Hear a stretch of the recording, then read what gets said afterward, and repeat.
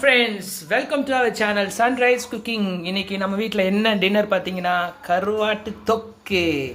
கருவாட்டு தொக்கா இல்லை கருவாட்டு ஃப்ரையா? தொக்கு. எஸ், கருவாட்டு தொக்கு.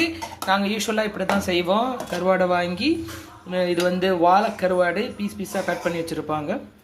ஸோ நாங்கள் வெங்காயம், தக்காளி, பச்சை மிளகா போட்டு அப்படியே ஒரு சின்னதாக லைட்டாக தொக்கு மாதிரி செஞ்சு இன்றைக்கி நாங்கள் சாப்பிட போகிறோம். ஸோ மழை காலத்துக்கு வந்து நான்வெஜ் இல்லாமல் சாப்பிட்றது ரொம்ப கஷ்டமான ஒரு விஷயம்.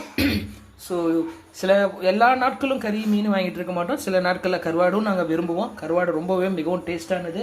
நீங்கள் வந்து நல்ல கடையில் தரமான கருவாடை வாங்கி நீங்கள் வீட்டில் சமைச்சு டேஸ்ட் பண்ணி பாருங்கள். அதோட அருமையே வேறு. இந்த கருவாடு தொக்கு வந்து பார்த்திங்கன்னா பழைய கஞ்சி, வடித்த சோறு, ரச சாதம், இது மாதிரி நிறைய, ஈவன் உப்பு சாம்பார், தக்காளி சாதம், இது மாதிரி எல்லாத்துக்கூடையும் சேர்த்து வச்சு அப்படின்னா கருவாடோட டேஸ்ட் அருமையாக இருக்கும். இங்கே பாருங்கள், இங்கே என்ன குழம்பு, உப்பு சாம்பார் பாருங்கள் மக்களே. உப்பு சாம்பார், மிளகா கிள்ளி போட்ட சாம்பார், உப்பு சாம்பார்னு சொல்லுவாங்க, இதை மிளகா கிள்ளி போட்ட சாம்பார்னு சொல்லுவாங்க. ஓகேங்களா? ஸோ இன்றைக்கி இந்த சாப்பாடு உப்பு சாம்பார், மிளகா கிள்ளி சாம்பார் ப்ளஸ் கருவாடு தொக்கு. ஓஹோ, அருமையாக இருக்க போகுது இன்றைக்கி ஃபுட்டு, டின்னரு. ரோபினா, சூப்பராக பண்ணியிருக்கீங்க. உங்களோட ஃபுட்டு வந்து இன்றைக்கி தூக்கலாக இருக்க போகுது. ஸோ வாங்க மக்களே, எங்கள் கூட சேர்ந்து சாப்பிடுங்க.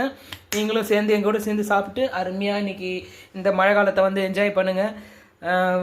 Hello, okay. So thank you friends for supporting. Recipe வேணுனாலும் கமெண்ட்ஸில் கேளுங்க. எஸ் மக்களே, தேங்க்யூ ஃபார் சப்போர்ட்டிங். சப்ஸ்கிரைப் பண்ணுங்கள், ஷேர் பண்ணுங்கள், லைக் பண்ணுங்கள், காமெண்ட்ஸ் பண்ணுங்கள். தேங்க்யூ.